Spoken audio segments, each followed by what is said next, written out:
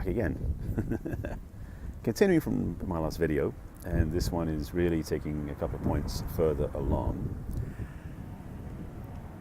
Two things that were mentioned in the video last time, the one a couple of days ago, and if you haven't seen that, please go back and watch it. There were two statements in there that I wanted to expand upon.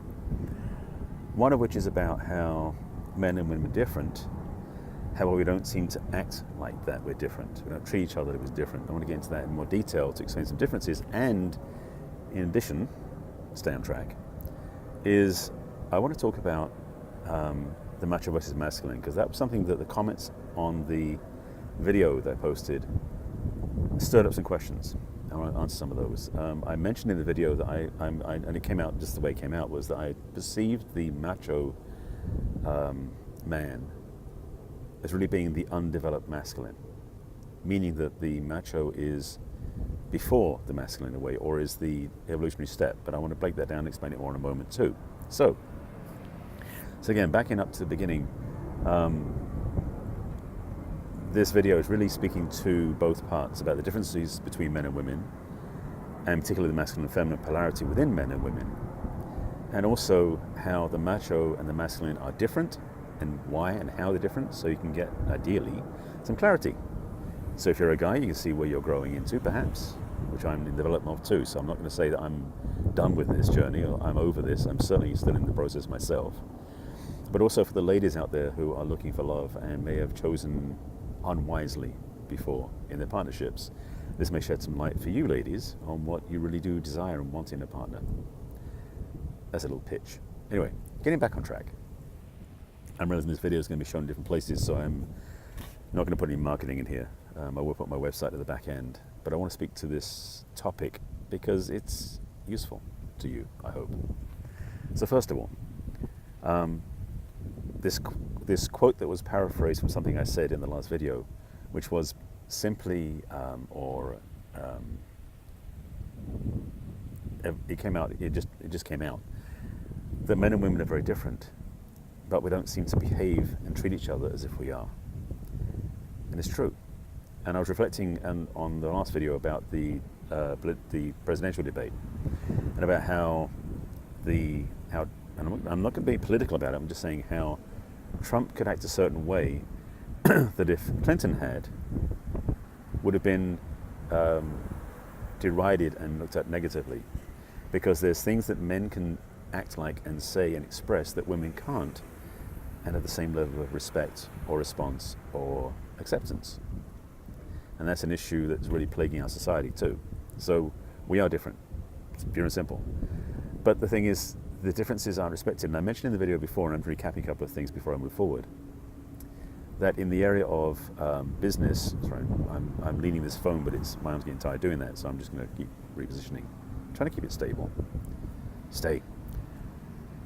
I'd shared about how men and women are different, and so in the workplace, in business, in expressing gifts in the world, it's not effective for us to try and copy each other, the other gender. In fact, it's our uniqueness as men versus women, as women versus men, where we can shine more brightly. So it's a fundamental piece. And rather than go and recap the whole thing here, go back and watch that video. I'll go into it quite deeply, and frankly, it's not present in my mind to talk about it now. But what is present now, well, two things.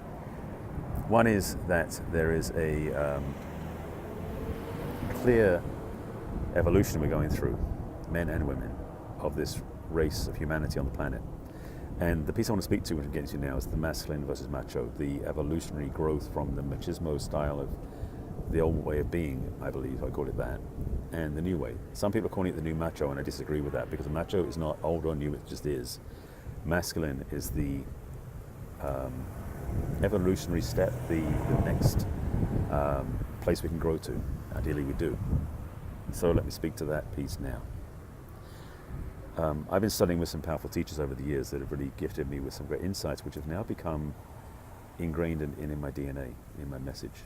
So the way I want to break this down, and the way I've learnt to express it, is the macho man.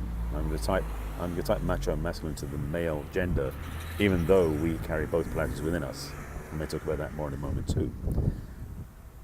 The macho man is truly in it for himself. In the old romance novel type things, the macho man was the bad boy. It was ego-driven, my way the highway, I'm taking what's mine, which has a certain sexual tension to it, but it really is selfish. It's not giving. You know, there's a way of taking your partner in the sexual place, but it's very giving as well. And that's not what I'm talking about here. I'm talking about the other one, which is very self-ish, small s, self, not conscious self, let's put it that way. The macho man basically is really uncaring about other people's feelings, truly. And as I was growing up, it became clear there were two choices for me. That to be the macho man or macho boy or the teenager was to really be against how I felt, but it was the way I'd fit in. And I couldn't actually do that. I didn't fit in. And I became the nice guy, in fact. And I was the outsider. I was the loner. I was the separate one. So there was this rift between most of the boys I was growing up with and myself because we had different ways of being.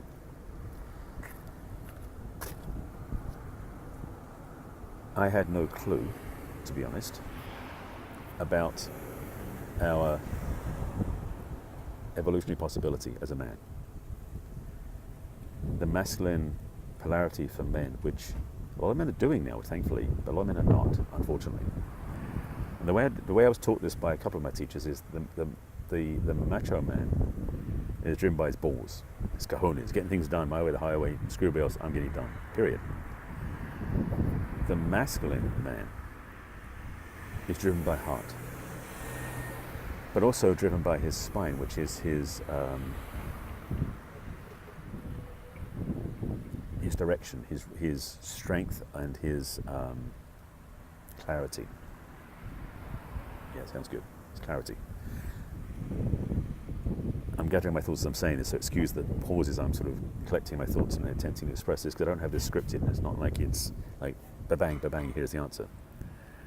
So, between the masculine and macho is an evolutionary growth. The macho is selfish. The masculine generally selfless.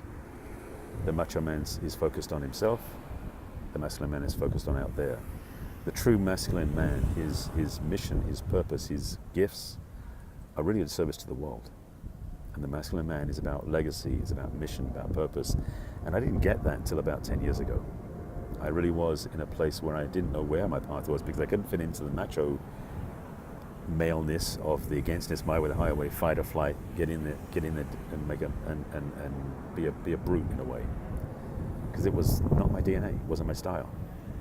But now I know deep beneath what I had, the masculine expression of what I've become is absolutely what I thrive with now, what I express through and what is my gift to serve and speak and teach in the world.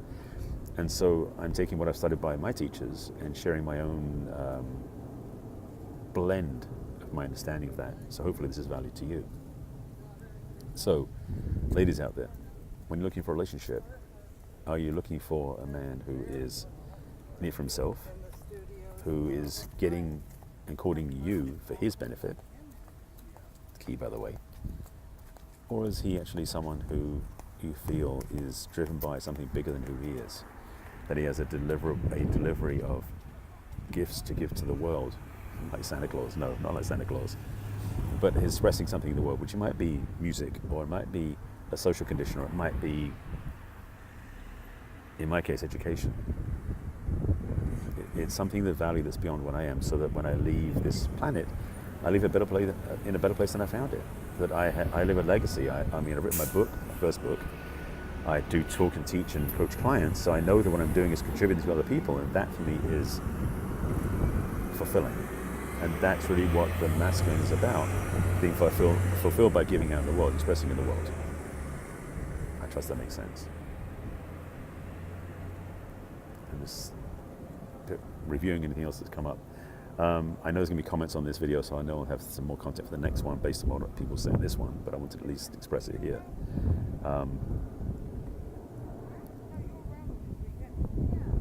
There's more in here. Bear with me. There is a trap, or at least a persuasion that has us think that we will find what we want out there based upon what we're imprinted by the media.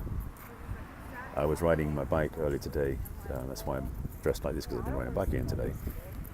I was up at Muscle Beach in Venice, and it was kind of empty because it's a weekday afternoon, not the weekend where it's usually full of people. But I'm very aware how our society has taught us to look for the outside appearance to be what is ideal for us, what we're attracted to, what we think is ideal, and it's not ideal ultimately. Let me say this another way: we're being sold the packaging, not the content. Yeah, exactly. We are being sold the packaging, not the content.